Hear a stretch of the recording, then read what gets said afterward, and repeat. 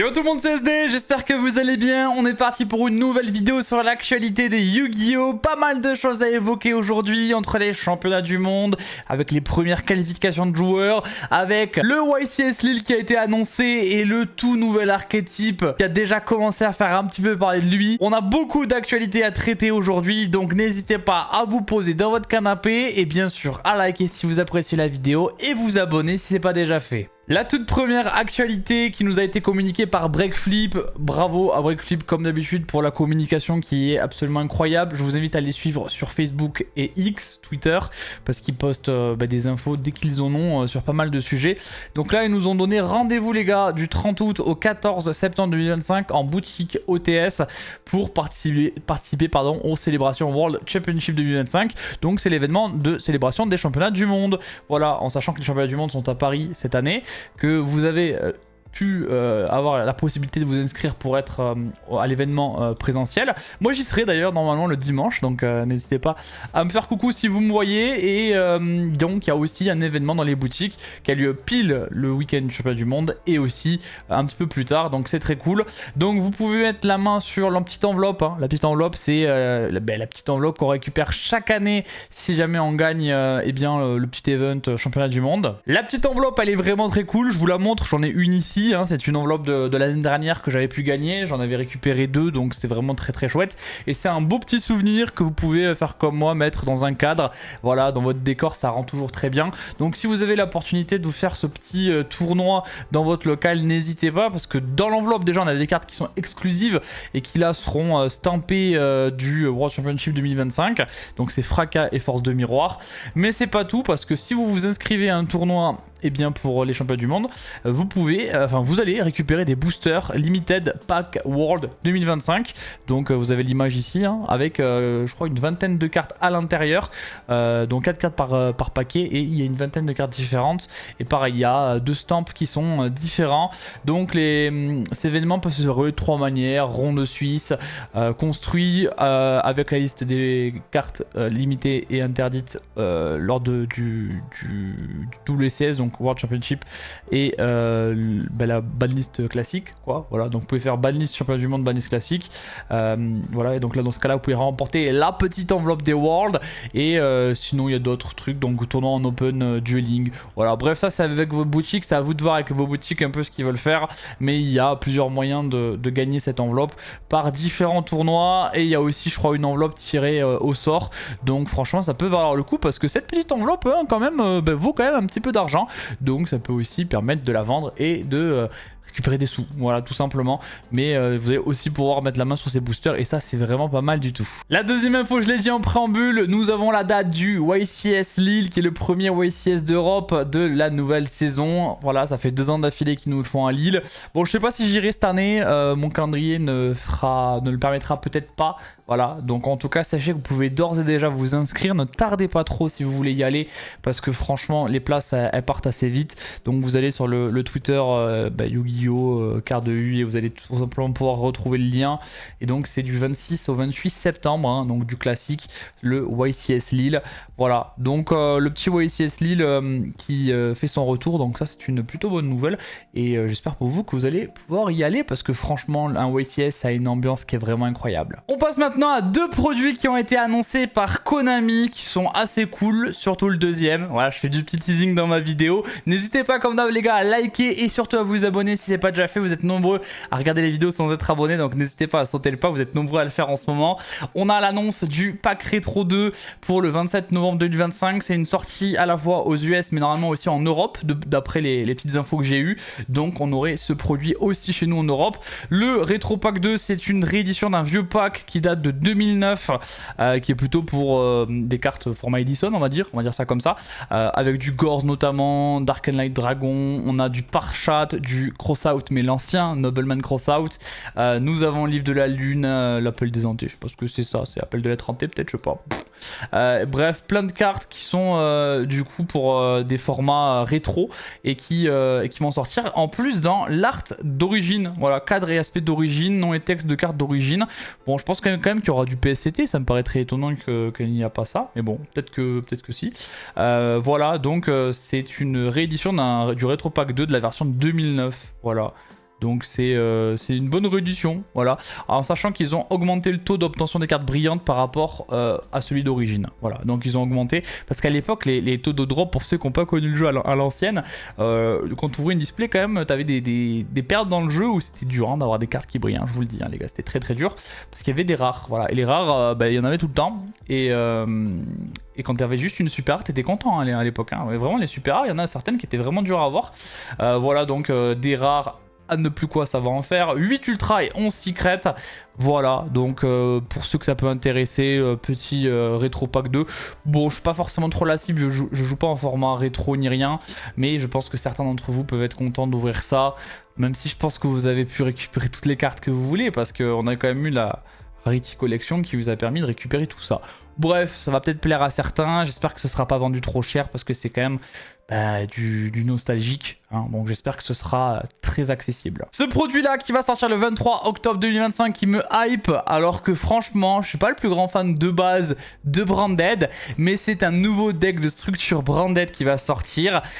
Oui, calmez-vous, il y en a déjà eu un il y a 3 ans, je suis au courant. Sachez que cette sortie, c'est une sortie mondiale, donc pour l'OCG et le TCG en même temps. Ça, c'est assez rare pour être souligné.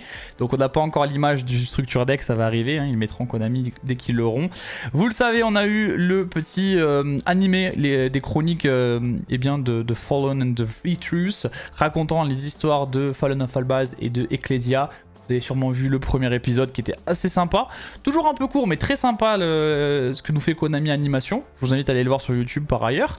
Eh bien, ils vont sortir, les gars, un deck de structure intégralement en foil. Ouais. Ce deck de 51 cartes entièrement en foil inclut personnages, lieux et situations clés, des courts-métrages d'animation sur leur forme d'origine, de monstres, de pièges et de magie. Il inclut également 2 nouvelles cartes. Donc nous allons, en plus d'avoir des rééditions qui seront que en foil, donc en brillant, 2 nouvelles cartes du lore Albaz. Ça veut pas dire que c'est une carte branded, mais ça veut dire que c'est une carte du lore Albaz. Ecclesia, vous avez compris. Nous avons également 4 nouvelles artworks alternatifs, donc ça aussi c'est toujours cool. Hein, peut-être une petite brandée de fusion dans un nouvel art, on sait pas. Et donc des versions foil, des cartes les plus populaires autour d'Albaz le Déchu, intégrées dans les decks. Voilà, bref, voilà. Dans les 5 dernières années, il y a eu beaucoup de cartes utilisées dans Branded et il y en a certaines qui n'ont pas forcément des gros prints. Et bien là, elles seront rééditées en ultra rare. Donc voilà, donc le deck principal et l'extra deck combiné contiennent 50 cartes ultra rares. Moi j'adore les ultra rares, c'est l'une de mes raretés un peu soft préférées. Donc je suis très content.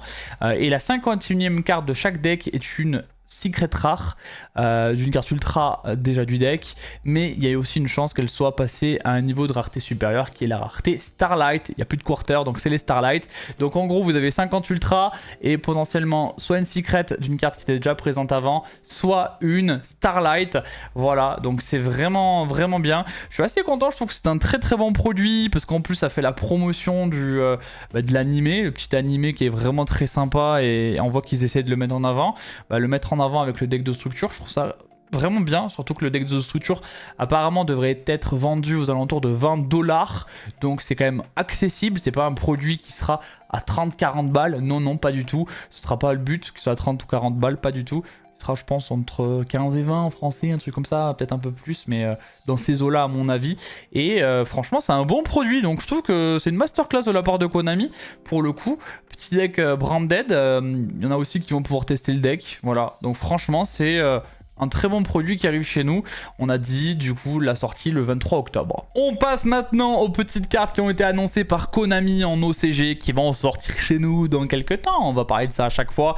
Donc là on a Duelist Advance qui est sorti. Nous avons la prochaine sortie Justice Center à la fin du mois après le championnat d'Europe. Hein, voilà. On va pas forcément parler du NAWCQ qui a eu lieu, qui est le championnat d'Europe mais aux États-Unis avec bien nos premiers qualifiés pour les championnats du monde. On va pas forcément l'évoquer parce que voilà, c'est les NA, mais juste il faut souligner qu'on a un Français qui était aux États-Unis et qui s'est qualifié pour les championnats du monde.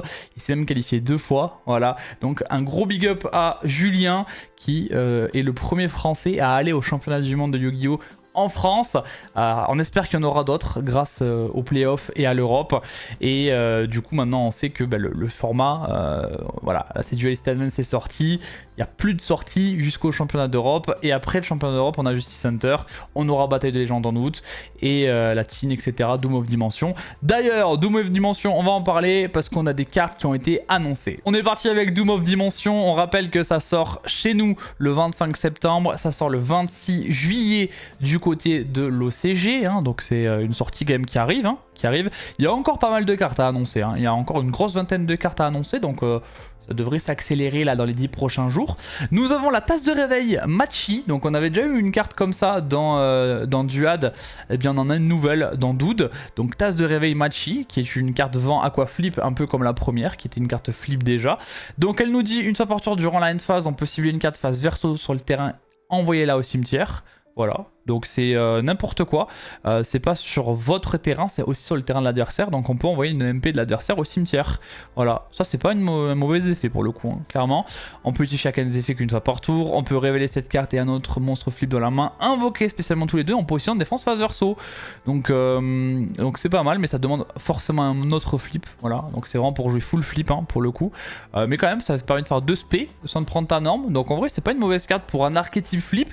On sait qu'il y en a un qui est teasé par Konami. On va en parler un peu plus après parce que voilà, on a les premières cartes de ce booster là, mais c'est peut-être pour préparer ce genre d'archétype. Si cette carte elle est retournée face recto, on peut cibler un monstre en position de défense face verso sur le terrain et on le change en position d'attaque face recto. Et donc le but de cette carte c'est tu l'aspect avec un autre flip.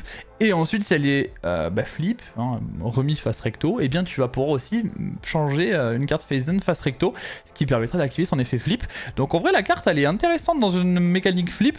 Elle n'est pas encore, je pense, suffisante, mais je pense que c'est pas une mauvaise carte non plus. Il faut que les cartes autour d'elle soient fortes, mais elle peut vraiment être intéressante parce que c'est un super extender.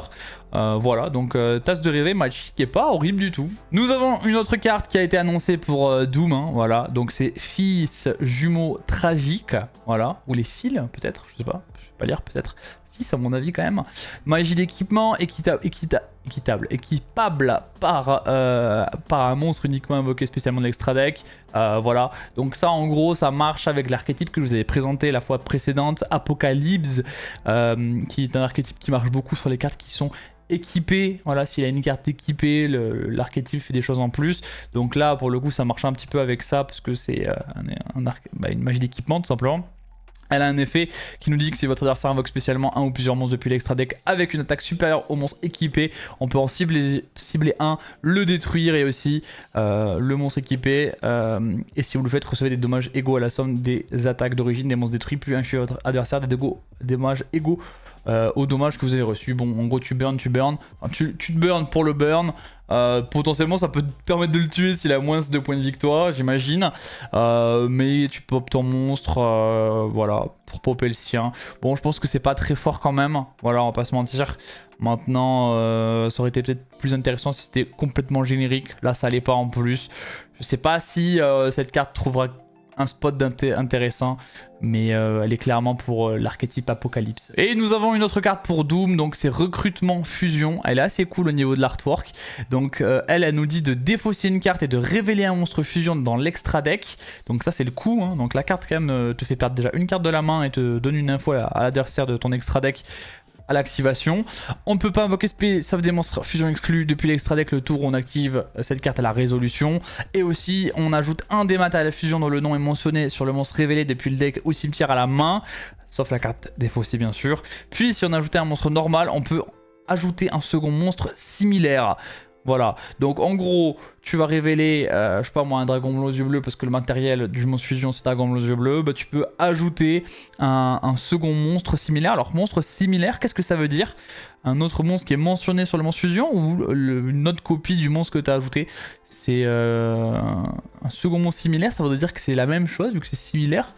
Voilà, donc si tu dois ajouter 2 fois le même monstre, c'est peut-être un peu moins intéressant que si tu pouvais ajouter 2 monstres différents si tu as bien ajouté un monstre normal. Bon, en gros, c'est pour faciliter des fusions avec un archétype qui jouerait les primites, j'imagine. En tout cas, on peut penser ça comme ça. Je pense que c'est pas une mauvaise carte, honnêtement, mais elle est un petit peu chère. Et Après, elle doit pouvoir être en 24 combo dans certains archétypes, pour le coup. Mais elle est quand même chère. Donc peut-être qu'elle trouvera un spot sur certains decks. Maintenant, en tant que telle, là, comme ça, je vois pas à quoi elle pourrait servir. Mais dans les decks rogue et tout, à mon avis, elle peut faire mal. On va maintenant parler de Phantom Revenger. C'est le prochain deck build pack, pardon. Vous le savez, le deck build pack, c'est les trois archétypes qui sortent dans un booster. On a Yuumi, Canine, Dracotail qui vont sortir bientôt dans Justice Center. Ben, c'est le même genre de produit. Et donc, on a les premières cartes de l'un des trois archétypes. Et c'est Hecatonchir. Voilà, l'archétype, c'est le nom de l'archétype. Et donc, on a les effets des cartes. Donc, on est parti. Donc ça sort en août, 23 août du côté de l'OCG. On n'a pas encore de date annoncée en TCG. Donc, la première carte, les gars, c'est Ibel, Hecatonchir, Lumière Illusion. Spoiler, c'est un archétype illusion. Voilà, donc vous allez voir que les cartes, elles ont plein de mains. Parce qu'en gros, Hecatonchir, c'est du lore d'un truc où il y a 1000 mains, etc. Bref, voilà, je ne fais pas la musique là-dessus. Donc niveau 6, 1600, 2100, Lumière Illusion de niveau 6. Donc niveau 6, ça peut être intéressant pour certaines Xyz, hein, on sait jamais. Donc si cette carte combat un monstre, aucun de ces deux monstres ne peut être détruit par ce combat. Spoiler, bah, c'est une carte illusion et toutes les cartes, je crois, de souvenir, elles ont ce même effet en commun là dans l'archétype. Voilà, donc en gros, elles seront assez dures à gérer parce que tu peux pas les gérer par battle, tu peux les gérer que par pop, envoyer au cimetière, tout ça. Elle a un effet dans la main, cette carte, de pouvoir se révéler en coup. Donc ça, c'est un peu la nouvelle mécanique qu'on voit beaucoup en ce moment. Donc tu la révèles en coup, tu la mélanges dans le deck, puis tu invoques SP, un monstre Hecatonchir depuis le deck en position de défense. Donc elle, si l'effet passe, elle se remet dans le deck pour SP1. Donc ça se prend H-Blossom, Impulse, tout ça, mais c'est pas mal. Après, Impulse, ça se le prend pas s'il n'y a rien sur le terrain quand même. Faut le souligner, mais ça te permet d'aller spé n'importe quoi de l'archétype, donc c'est quand même une carte de consistance intéressante. Après le problème c'est que ça se prend H-Blossom bien sûr. Et puis si tu te prends H, la carte elle reste dans ta main. Et en plus elle ne fait rien, elle peut pas s'invoquer toute seule parce que bah, elle est niveau 6, c'est un peu dommage. Sinon elle a un autre effet, si elle est envoyée au cimetière, on peut cibler un monstre Hecatonchir et l'invoquer SP. Mais le truc c'est que pour l'invoquer, bah, il faut utiliser une autre carte. Voilà, il faut utiliser une autre carte parce que tu peux pas invoquer cette carte avec elle-même. Donc tu dois l'invoquer d'une autre manière. Voilà, tu dois l'invoquer d'une autre manière. Et si tu t'es pris H-Blossom sur cette carte là, bah, tu la remets dans ta main et elle te sert à rien. Voilà, jusqu'au prochain tour, elle est morte. Voilà, donc c'est une carte quand même qui si elle passe, bah, elle se fait n'importe lequel de ton archétype. Si elle passe pas, t'as un peu le seum. Nous avons le Gigas Hecatonchir, donc Ténèbres Illusion niveau 7, 1002, 2008. Il y a à la fois des ténèbres et des lights dans cet archétype. Les artworks sont très dark, hein, vraiment très dark. C'est un archétype très mature au niveau de son visuel. Donc elle, pareil, hein, c'est un illusion. Donc on va pas préciser, mais voilà, vous avez la première ligne à chaque fois. Elle, s'il y a une ou plusieurs cartes qui sont ajoutées à la main de l'adversaire, sauf durant la draw phase, on peut invoquer spécialement cette carte depuis votre main. Donc ça va s'invoquer les gars, bah, n'importe quand, pendant le tour de l'adversaire, pendant votre tour, si l'adversaire tuto, vous allez l'invoquer SP. Voilà, donc ça trigger, s'il y a une tuto, tu la SP sur ton terrain, potentiellement pendant le tour de l'adversaire, surtout qu'elle a 2800. Elle a autre chose comme effet, donc durant la main phase, donc là c'est votre main phase, hein, donc c'est pas celle de l'adversaire, on peut dévoiler les 3 cartes du dessus du deck de votre adversaire et vous pouvez invoquer spécialement un monstre dévoilé et aussi mélanger le reste dans le deck. Donc en gros, si tu as réussi à l'invoquer pendant le tour si t'es go second, tu l'invoques pendant le tour de l'adversaire et qu'elle a tenu le coup, en main phase, tu peux dire effet, tu dévoiles les 3 cartes du dessus, tu invoques un monstre si tu en as dévoilé un et qui peut s'invoquer et tu mélanges tout le reste. Donc tu vas venir bouffer un monstre de l'adversaire depuis son deck directement. Donc c'est pas un mauvais effet, on voit un peu le délire du deck qui a l'air de toucher aux zones de l'adversaire. Enfin des zones, quand je dis c'est voilà, son deck, tout ça. Et il y a d'autres cartes qui ont un peu ce genre de mécanique, vous allez voir ça.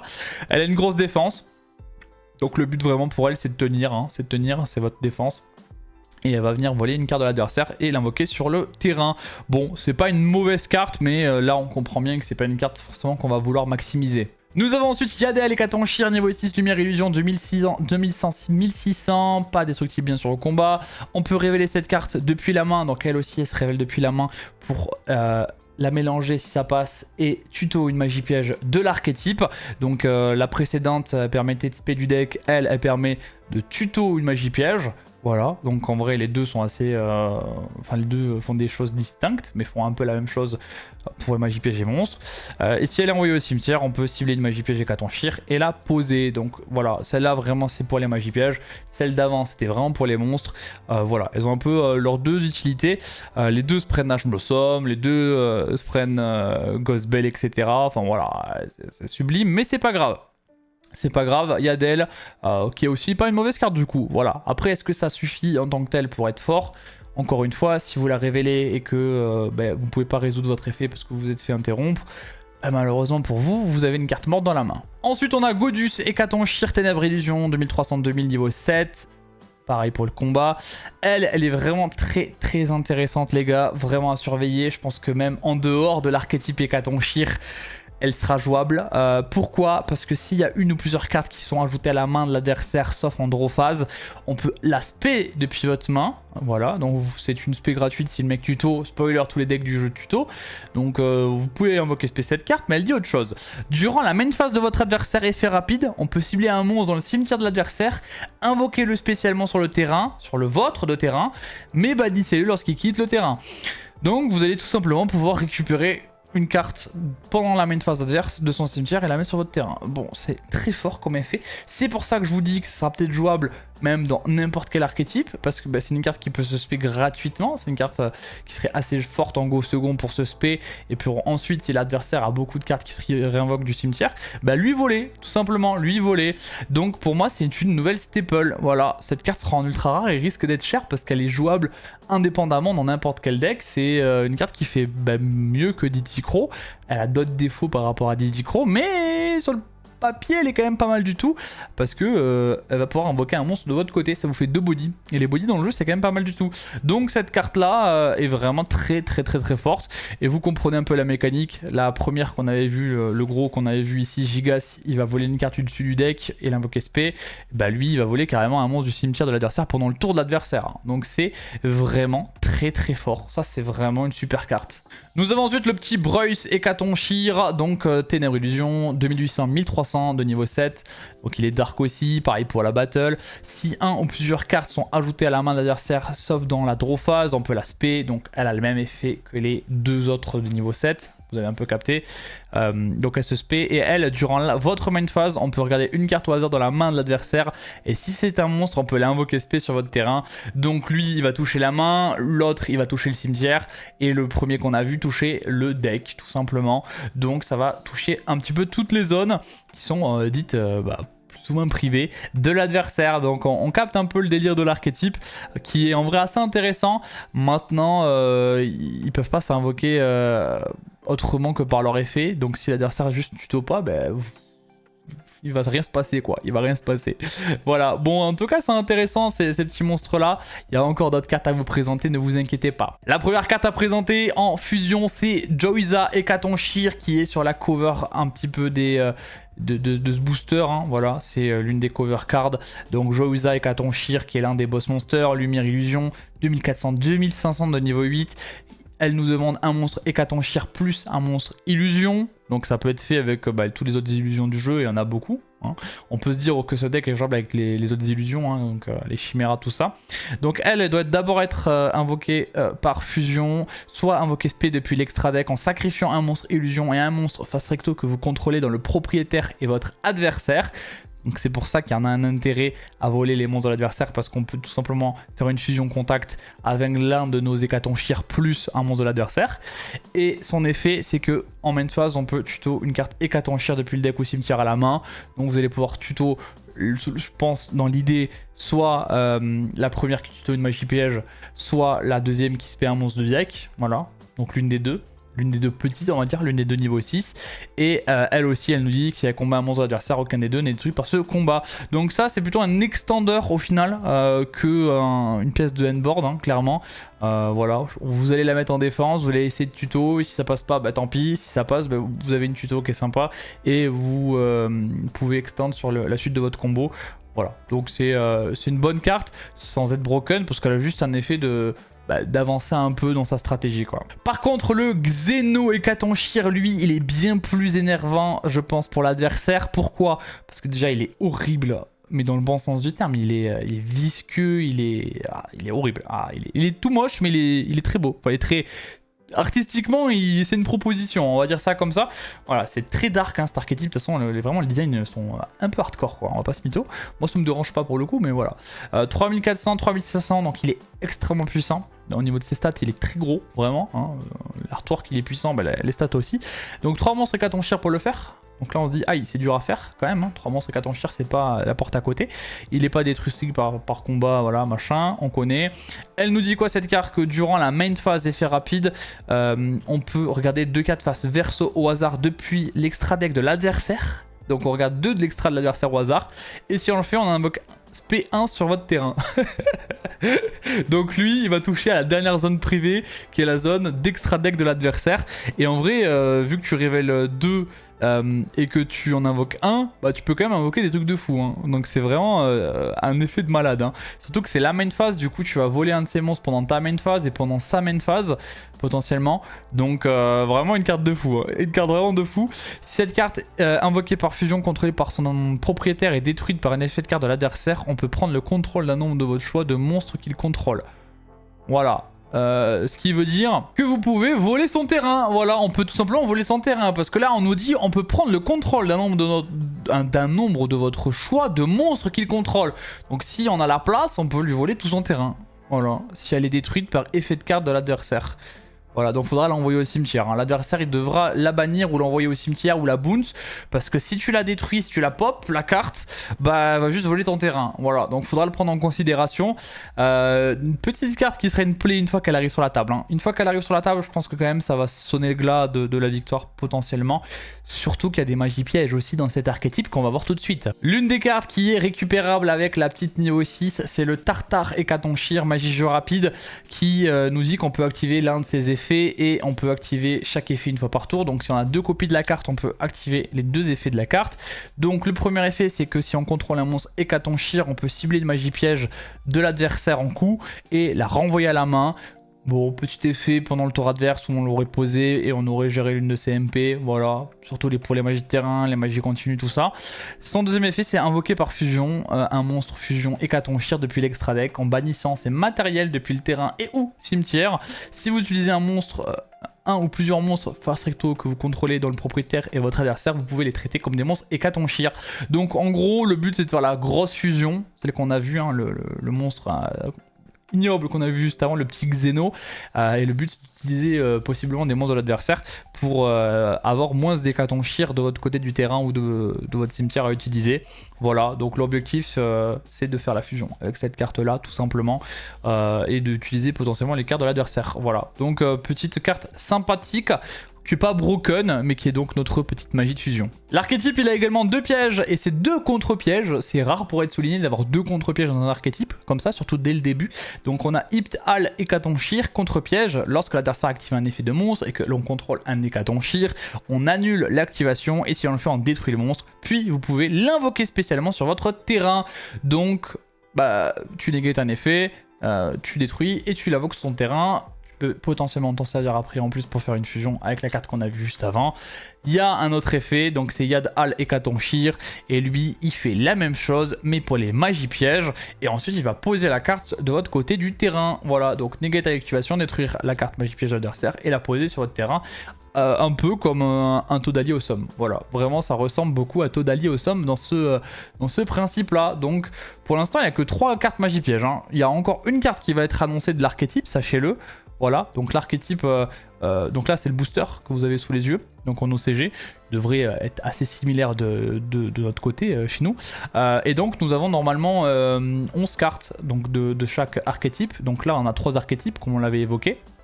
Et donc là on a les 10 premières. Et il nous en reste une petite 8ème qui sera une magie ou une fusion. Voilà, parce que normalement c'est dans l'ordre. Donc là l'ordre c'est monstre, fusion, magie piège. Donc ce sera probablement une magie. Moi je pense que ce sera une magie de terrain ou une magie continue. Et on a hâte d'avoir les infos des autres archétypes. Voilà, des autres archétypes. J'ai hâte de voir ça. Dès qu'il y a les infos, je vous les partage bien évidemment. Voilà, c'est tout pour cette vidéo. J'espère que vous avez passé un bon moment. J'ai essayé d'être le plus clair dans mes explications. On essaye, des fois c'est pas facile, mais là aujourd'hui c'était très cool. J'ai passé un bon moment avec vous, donc n'hésitez pas à rétribuer la vidéo avec un pouce en l'air et de vous abonner. Encore une fois, je le dis, si c'est pas déjà fait. Je vous laisse là, à très vite. C'était SD. Tchuss.